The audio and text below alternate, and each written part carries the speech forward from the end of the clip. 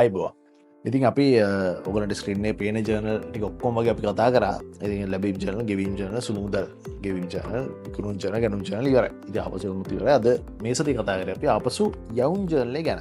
ආපහු යවන්නේ හැමතිස්සෙම ගත්ත බාණ්ඩ. ඉතින් ණයට ගැනුම් තමයි අපි මේ විදිහට ආපසු යවුම් කරන්නේ. මූලාශ්‍ර ලේඛනයක් තියෙන මේකට හරපත ආශ්‍රයෙන් තමයි යවුම් ජර්නල් එක මේක දාන්නේ. ආපසු යවුම් ජර්නල් මේ වගේ තමයි ෆෝමැට් එක තියෙන්නේ. ආකෘතිය තියෙන්නේ. ඉතින් මේකත් අර ආපසු යවුම් වගේම තමයි ලොකු වෙනසක් නැහැ. ඉතින් ආපසු යවුම් අපි ලිව්වේ විකුණුම් වලටනේ. ආපසු යවුම් ලියන්නේ ගැනුම් වලට.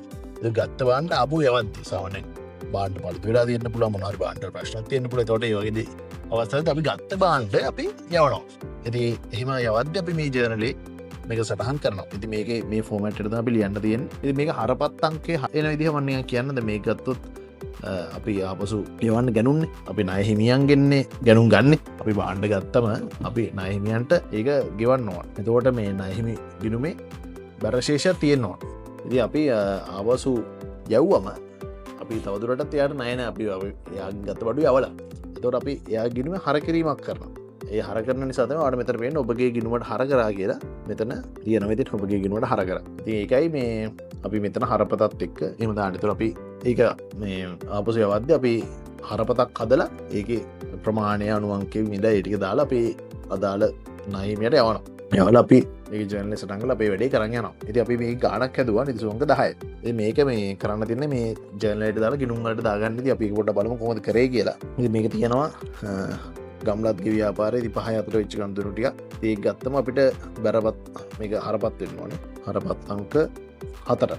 ඉතින් මේ කිලෝවක් 180 බැගින් සම්බ කිලෝ 20කුයි. ඒ කියන්නේ 3600යි. 160 බැගින් රතු පෙපර කිලෝ 10ක් කියන්නේ 1600යි. එතකොට 5200ක් තියෙනවා. ඉතින් මෙතන වැට් කතන්දරෙත් එනවා. ඉතින් මෙතනදී අපි මේ තියෙන්නේ වැට් රහිත කියන්නේ. ඉතින් මේකේ වැට් අගේ හොයාගන්න කොහමද? මේ උඩ ගාන දිලාද කෙසේවද මිල ලෙස දී ඇති වැට් ඇතුළත් නොවු මිලයි. ඉතින් වැට් ගාන හොයන්න මේක 0.1 වැඩි කරන වැට් ප්‍රතිශතය දීලා තියෙන 15යි කියලා. ඒතර 780යි වැට් අගේ. 5280 ගත්තා 5980යි. මේක තමයි වැට් සහිත අගේ. එතකොට අපි මේ ටික ගිණුම් වලට දාද්දි දිනේ දානවා 5 4 කියලා. හරපත් අංකය 4නේ. හරපත් අංකය දානවා.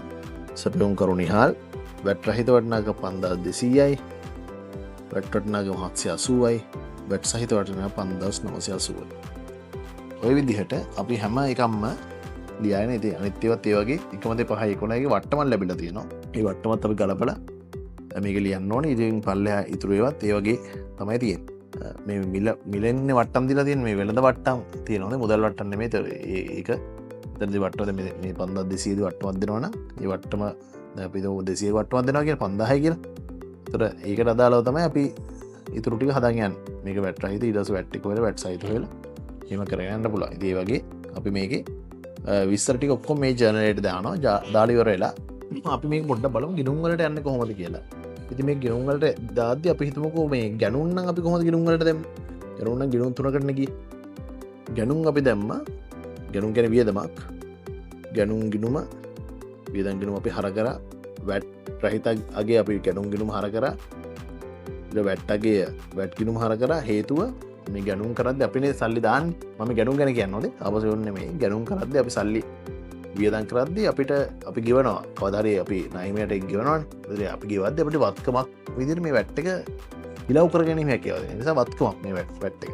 වත්කම් වැඩිමින් හර කිරීම මූලධර්ම නැතිව වැට් ගිණුම හර කරනවා.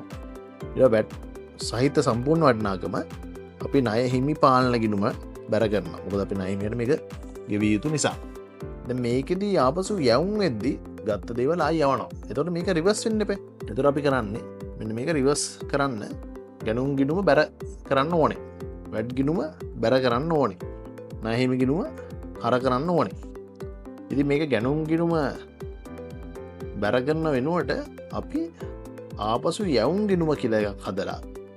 එතකොට මේකත් ගැනුම් වගේම වියදම් ගිණුමක්. ආපසු යවුම් ගිණුම බැර කරන්න. ඉතින් වැට් ගිණුම බැර කරන වෙනුවට වැට් ගිණුම තමයි බැර කරන්න එක වෙනුවට අතන්දරයක් නැහැ. ණය හිමි ගිණුම අනිත් පැත්තේ හර කරනවා. ඉතින් මේ විදිහට අපි සටහන් කරා. මේක ගිණුම් වලට යද්දි මේ 5200 අපි හිතමු මේකේ එකතුවක් එනවනේ. මේ එකතුව අපි දාන්නේ කොහාටද? වැට් රහිත වටිනාකම. ආපසු යවුම් ගිණුමට. ආපසු යවුම් 780 දාන්නේ වැට් ගිණුමට. ඒතර වැට් ගිණුම බැර ගන්න.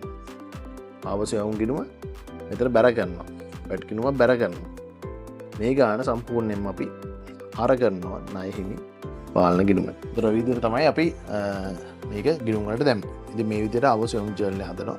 ඉතින් මේක ලොකු සංකීර්ණ දෙයක් නෑ කලින් එක වගේමයි.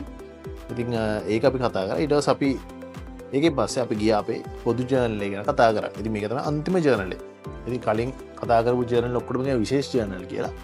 ඒවට අයිති නොවන ඔක්කොම අපි මෙතන තමයි දාන්නේ. ඉතින් මේකෙත් මේ වගේ ෆෝමැට් එකක් මෙතන එකම වෙනස මේක පොඩ්ඩක් වෙනස්. කලින් මේ වගේ ගිණුම් නොදන්න කෙනෙක්ට උනත් ලියාගෙන යන්න පුළුවන්. ඒවා ලේඛන මේකත් ලේඛනයක්. හැබැයි මේකේ හරබැර කියලා එකක් තියෙනවා. අපිට පේන මේ ස්ක්‍රීන් එකේ හරබැර තියෙන. ඒතර අපි හැමතිස්සෙම මොකද්ද අරගෙන මොකද්ද බැර ගන්න කියන අවබෝධයත් එක්ක තමයි මේක හදන්න වෙන්නේ. ඉතින් මේකේ නිදසුන් කීපයක් තියෙනවා. දැන් උදාහරණයක් ඉන්ද්‍ර සමාගමේ ලක්ෂ 3ක වාහන ණයට ගත්තා. මේ මෙතන ලියන්න ඕන. දිනේ දාලා ඉන්ද්‍ර සමාගමෙන් ගත්තේ විස්තරය දානවා. මොකක්ද හර කරන්නේ මොකක්ද බැර ගන්නේ. වාහන යන වාහන මෝටර රථ ගිණුම හර කරනවා ලක්ෂ 30ක්.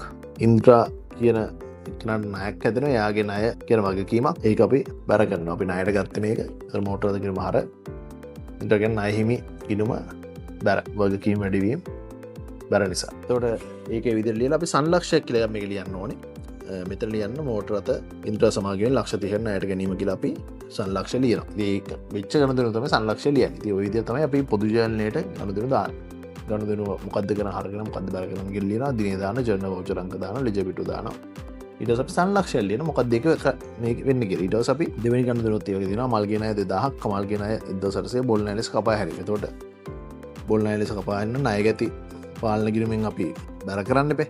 ණයගැති පාලන හරශේෂයත් ඒක බැර කරන අනිත් පැත්තේ බොල් ණය කියන වියදම් ගිණුමට හර කරනවා. මේ දෙක ලියලා බැර කරන්න කීයද 2000 නම් ඒක මෙතන නම් 3800න් මේ පැත්තෙන් හර කරන 3800 බොල් ණය කියන වියදම් ගිණුමට. මේ විදිහට අපි එක එක මේ වගේ ගණුදෙනු තියෙනවා. ඉතින් ඒවා අපි මේ විදිහට පොදු ජර්නලයට දාගෙන යනවා. ඉතින් මේ උදාහරණ දෙකෙන් පස්සේ අපි කතා කරා පොදු ජර්නලේ සටහන් කරන වර්ග කීපයක් තියෙනවා. මේක අපි අත්‍තරම අද මේ සති කතා ආරම්භ සටහන් සහ වැඩ නිවැරදි කිරීම විතරයි. ඉතින් ආරම්භ සටහන් කියන එක මම කියන්න ඕනේ. ආරම්භ සටහන් කියන්නේ ව්‍යාපාරයක් ආරම්භයේදී අයිතිකාරයා විසින් සල්ලි වලට වඩා දේවල් දානවනේ. ඉඩම් මෝටර රථ ලීබඩු ඒ වගේව දාද්දි අපි අන්න ඒ දේවල් මෙතන මුදල් අපි දාන්නේ නැහැ. අන්න ඒ දේවල් අපි නිකම්ම අපිට ගිණුම් වලට දාන්න බෑ. පොදු ජර්නලේ සටහනක් තියලා තමයි අපි මේක දාන්න ඕනේ. ඉතින් මේක හරි ලේසි. මේක මේ විදිහටම ඉඩම් හර ලීබඩු හර මෝටර රථ හර කියලා දාලා ප්‍රාර්ථන ගිණුම බැර කියලා දාන මේක එකතු. ප්‍රාර්ථන ගිණුම බැර 4.5 එච්චර. ඊට අපි සංලක්ෂය ලියනවා. ආරම්භක සටහන් ව්‍යාපාරයේ අයිතිකරු විසින් යෙදූ දේවල් සටහන් කිරීම කියලා අපි සංලක්ෂය ලියලා ඉවර කරනවා. මේ විදිහට අපි ඒ වෙලාව අංක 2 පෙර වර්ෂයෙන් ඉදිරියට ගෙන ශේෂත් ආරම්භක ශේෂ කියලා අපි ලියනවා. දැන් උදාහරණයක් විදිහට හැම අවුරුද්දෙම වත්කම් වගකීම් හිමිකම් ආදායම් වියදම් කියලා ගිණුම් වර්ග ගොඩක් තියෙනවා. ඉතින් මේකේ ආදායම් වියදම් ගිණුම් අපි හැම අවුරුද්දෙම හිලව් කරනවා. ඒතර මේ ගිණුම් ඉතුරු වෙන්නේ නැහැ. මේක ලාභාලාභ ගිණුමට අපි මාරු කරලා මේ ගිණුම් හිලව් කරනවා. ඒතර ඉතුරු වෙන්නේ මෙන්න වත්කම් වගකීම් හිමිකම් කියන ගිණුම් විතරයි. ඉතින් මේ ගිණුම් ටික මේ වගේ ශේෂයන් ටික තියෙනවා. ඉතින් අපි මේ ශේෂයන් ටික අරගෙන අපි කෙලින්ම ඊළඟ අවුරුද්දට ආරම්භ ශේෂ විදිහට දාන්න එපේ. ඒක නිකම්ම දාන්න බෑ. මේක පොදු ජර්නලේ සටහන ලියලා තමයි අපි ආරම්භ ශේෂ කියලා මේ ටික දාන්න වෙන්නේ. ඉතින් මේකේ කරන්නේ වත්කම් වගකීම් සහ හිමිකම් ගිණුම් පොදු ජර්නලේ සටහනක් විදිහට දාන්න. ඉතින් ඒවත් ආරම්භ ශේෂ ආරම්භ සටහන් කියන ගණයට තමයි ඒක වැටෙන්නේ. ඉතින් ආරම්භ සටහන් වර්ග දෙකක් තියෙන. එකක් අර වගේ අයිතිකාරය දාන්න දේවල්. අනිත් මේ වගේ පෙර වර්ෂයේ ඊළඟ අවුරුද්දට කියන වත්කම් වගකීම් හිමිකම් ගිණුම් ටික විතරක් දාන්න. ඉතින් මේකේ මේ උදාහරණ වලට පේනවා මේ තියෙන ඔක්කොම වත්කම් වගකීම් හිමිකම් මේ බැංකු ශේෂ මුදල් ශේෂ වත්කම ගිණුමන් මේ ඇවිල්ලා හිමිකම් මේ ඇවිල්ලා වගකීම් මේ ඇවිල්ලා වත්කම්. ඉතින් මේ ටික අපි කරන්නේ පොදු ජර්නලයට ඇද්දි මේක හර මේක හර කියලා ලියන්න ගිහලා මේව බැර කියලා ලියන්න ගිහලා අන්තිමට සංලක්ෂය ලියනවා. ආරම්භක සටහන් කිරීම. එච්චරයි. එහෙම කරලා අපි ඒ ගානත් හැදුවා. ඊට පස්සේ තව වර්ගයක් තියෙනවා අපි වැරදි නිවැරදි කිරීමේ සටහන්. ඉතින් එක එක වැරදි වෙනවා ගිණුම් කරන්නේ. ඉතින් ඒවා ටිපෙස් කරන්න බෑ, කපන්න බෑ, මකන්න බෑ. ඉතින් අපි මේවා හරි ගස්සන්න ඕනේ. ඉතින් 5000කට කාර්යාල උපකරණ ගිණුමට යන්න ඕන එකක් කාර්යාල උපකරණ අලුත් වැඩියා ගිණුමට ගිහිල්ලා. ඉතින් මේක නිවැරදි කරන්න බෑ. කාර්යාල උපකරණ සල්ලි ඉදිරියට 5000ක් මේ මෙතන යන්න නැතුව මෙන්න මෙතන දාලා ඉතින් මේක අපි හරිගස්සන්න ඕනේ. හරිගස්සන්න අපි කරන්න ඕනේ මුලින්ම මෙතනින් අයින් කරලා ඉන්නවා. මෙතන අයින් කරලා මේක බැර ගන්න. කාර්යාලුප අලුත් එඩියකින් බැර කරලා මෙතන හර ගන්න. කාර්යාලුප නිකන් හර ගන්න. ඉතින් අදාළ හර බැර සටහනේ වැරදි කිරීමට සාධන සටහන් ටික අපි පොදු ජර්නලේ ලියනවා. කාර්යාලුප කරන ගිනුම බැර හර කාර්යාලුප අලුත් එඩියකින් බැර සංලක්ෂය ලියන වැරදි ලියුවේ වැරදි කිරීම කියලා. ඒ වගේ ගොඩක් වැරදි කිරීම සටහන් තියෙන. ඒ වගේ දේවල් අපි මේකෙන් වැරදි කරන්න. ඉතින් මේකේ අපි දැන් මේ සමරිකේ කියන්නේ මේකේ කොහොමද කරන්න කියන විතරයි. ඉතින් මේකේ සම්පූර්ණ ගාන අපි හදුවා. පැය දෙකේ පන්තියේදී අපි පාඩම නැවැත්තුවේ මේ ආරම්භ සටහන සහ වැරදි කිරීම කියන සටහන් දෙක ඉවර කළා. ඉතින් ලබන සතිය අපි ඊතුරු සටහන් වර්ග තුනක් බලමු පොදු ජර්නලේ ලියන.